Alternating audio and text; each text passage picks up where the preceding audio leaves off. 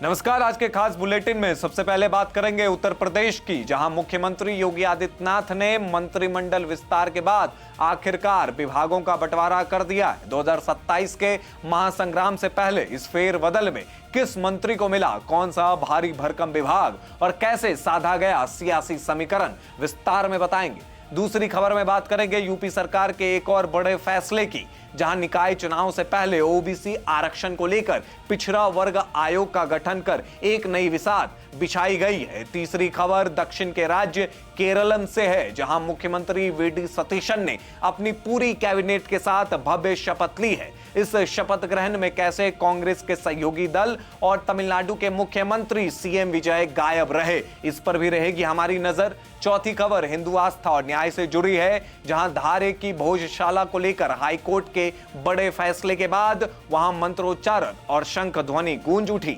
आपको दिखाएंगे वहां के भक्तिमय माहौल की तस्वीरें। वहीं पांचवी खबर मध्य प्रदेश की राजधानी भोपाल से है, जहां नोएडा की रहने वाली ट्विसा शर्मा की संदिग्ध मौत के बाद सामने आए उनके आखिरी चैट्स ने कई दिल दहला देने वाले सवाल खड़े कर दिए हैं। उधर दिल्ली दंगों के मामले में सुप्रीम कोर्ट ने उमर खालिद और शर्जील इमाम को जमानत न मिलने पर अपनी नाराजगी जताई है। आखिर कोर्ट ने किस न्यायिक सिद्धांत का जिक्र किया, इस पर भी बात होगी।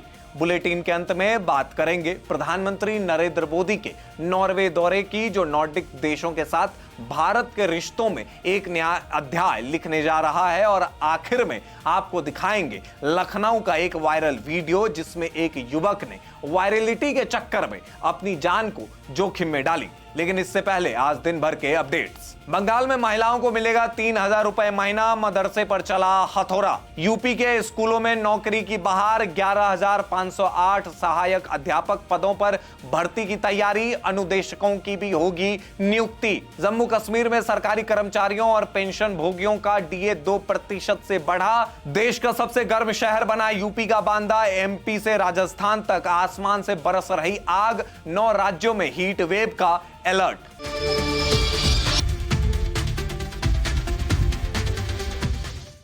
अब खबरें विस्तार से। मुख्यमंत्री योगी आदित्यनाथ ने अपने मंत्रिमंडल के दूसरे विस्तार के 8वें दिन 6 नए और 2 प्रोन्नत राज्य मंत्री के बीच विभागों का बंटवारा कर दिया है। भूपेंद्र सिंह को एमएसएमई मंत्रालय का मंत्री बनाया गया। मनोज कुमार पांडे को खाद्य एवं रसद और नागरिक आपूर्ति जैसा महत्वपूर्ण विभाग दिया गया है।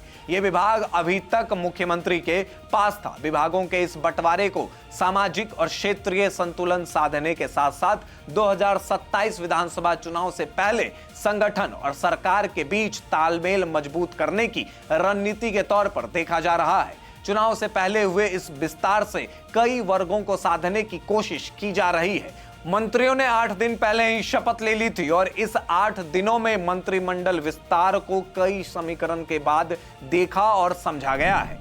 आगे चलें तो इस मंत्रिमंडल विस्तार के बाद सीएम योगी आदित्यनाथ ने एक और प्रमुख फैसला लिया है। उत्तर प्रदेश के पंचायत चुनाव से पहले ग्रामीण निकायों में आरक्षण को लेकर सरकार ने बड़ी पहल की है। सुप्रीम कोर्ट के आदेशों के अनुपालन में राज्य सरकार ने राज्य स्थानीय ग्रामीण निकाय समर्पित पिछड़ा वर्ग आयोग का गठन किया है। सरकार की ओर से जारी प्रावधानों के अनुसार आयोग पंचायतवार अध्ययन कर यह तय करेगा कि किन क्षेत्रों में पिछड़े वर्ग की कितनी हिस्सेदारी है और उसी आधार पर उन्हें अनुपातिक आरक्षण दिया जाएगा।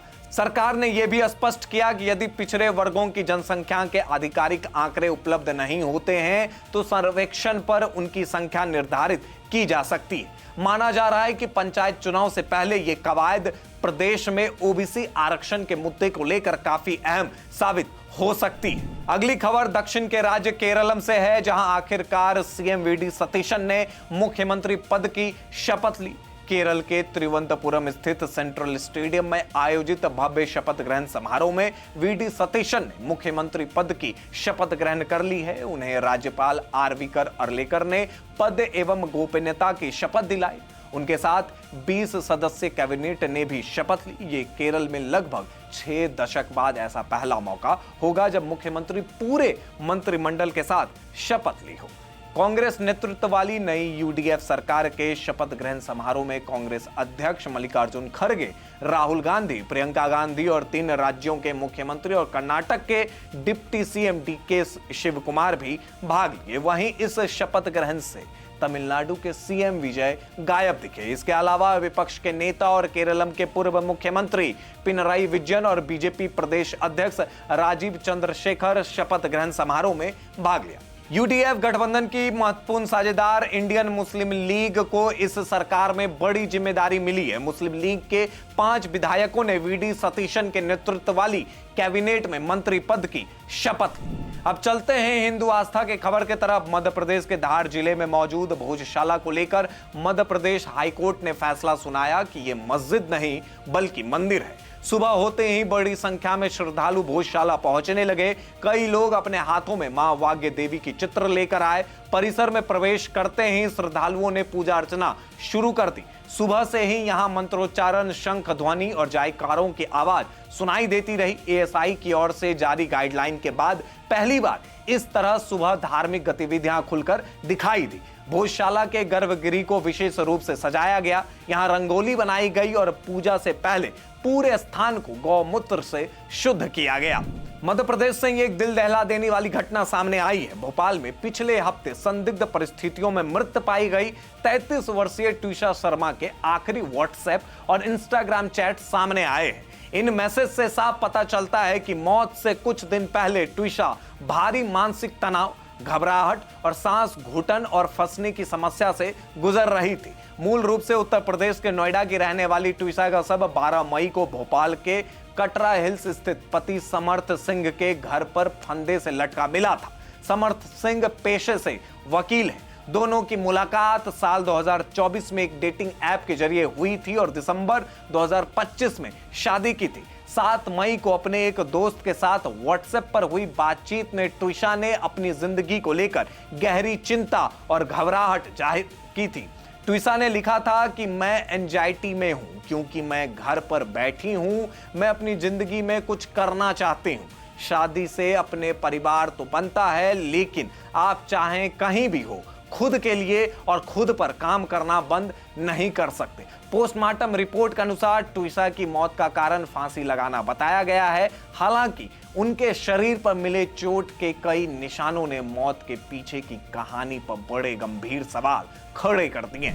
अब बात करते हैं दिल्ली दंगे के मास्टरमाइंड उमर खालिद और शर्जील इमाम की बेल को लेकर। सुप्रीम कोर्ट ने सोमवार 18 मई को अपने उस फैसले पर नाराजगी जताई है जिसमें 2020 के दिल्ली दंगे के आरोपी उमर खालिद और शर्जील इमाम को जमानत देने से इनकार कर दिया था। कोर्ट ने नार्को टेरर केस के आरोपी जम्मू कश्मीर के सईद इफ्तिखार अंदरवानी को जमानत दी और खालिद और शर्जील को जमानत नहीं दिए जाने पर असहमति जताई। जस्टिस बीबी नागरत्ना और जस्टिस उज्जवल भुइयां की बेंच ने उमर खालिद और शर्जील इमाम को जमानत ना देने वाली दूसरी बेंच के फैसले पर असहमति जताई है। उन्होंने के नजीब फैसले का जिक्र करते हुए कहा कि अंदरवावी को जिस न्यायिक सिद्धांत के तहत जमानत दी जा रही थी उसे 3 जजों की बेंच ने तय किया था। उमर खालिद के मामले में 2 जजों की बेंच ने उस सिद्धांत का पालन नहीं किया। सुप्रीम कोर्ट की 2 जजों की बेंच ने जनवरी में दिल्ली दंगों के आरोपितों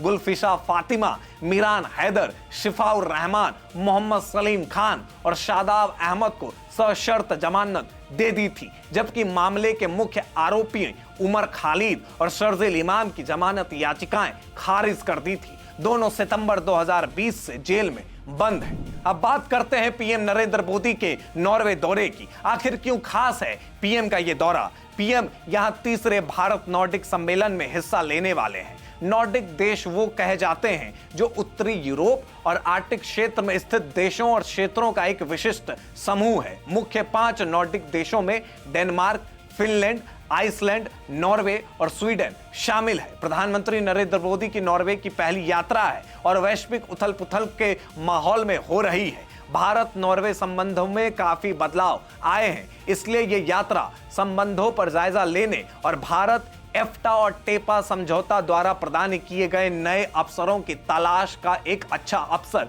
प्रदान करती है। भारत एफ्टा व्यापार और आर्थिक साझेदारी समझौता टेपा का एक व्यापक मुक्त व्यापार समझौता है जिस पर 10 मार्च 2024 को हस्ताक्षर किए गए थे। ये 1 अक्टूबर 2025 को लागू हुआ। यह समझौता भारत को यूरोपीय मुक्त व्यापार संघ एफ्टा के 4 यूरोपीय देश आइसलैंड, लुक्सेमबर्ग, नॉर्वे और स्विट्जरलैंड से जोड़ता है। पीएम मोदी और नॉर्वे के पीएम जोनास गाहर स्टोर भारत नॉर्वे और व्यापार एवं अनुसंधान शिखर सम्मेलन को संबोधित करेंगे, जिसमें भारत के मुक्त व्यापार और आर्थिक साझेदारी समझौते यानी एफटीए को लागू करने के लिए व्यापार, प्रौद्योगिकी और निवेश पर ध्यान केंद्रित किया जाएगा। खबर के अंत में आपको एक वायरल वीडियो दिखाते हैं। ये वीडियो लखनऊ के गोमती नगर का है, जहां एक युवक दोनों हाथ छोड़कर स्कूटी पर पालथी मारकर बैठ गया और स्कूटी चल रही है। अन्य लोगों ने वीडियो बनाया और उस व्यक्ति को समझाते हुए दिखे, लेकिन वायरलिटी के नशे में चूर व्यक्ति ने एक ना मानी। आज दिन भर के बुलेटिन में बस इतना ही। धन्यवाद।